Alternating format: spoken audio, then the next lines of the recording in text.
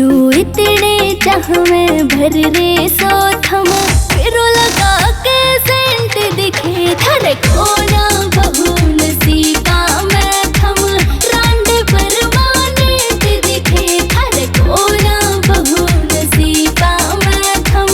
रांडे permanent दिखे। चाहे कदर माच जा फिर दोबारा, पर वो को न जान की ये रांडे ब्याह के लावेंगे रे, छोरी पाकिस्तान की ये रांडे ब्याह के लावेंगे रे, छोरी पाकिस्तान की।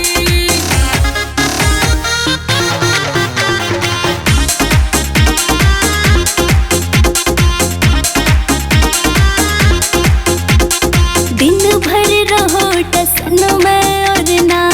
करते कोई काम दिखे, हाँ गाँव के टोप बेबड़ा में ओ चल से थारा ना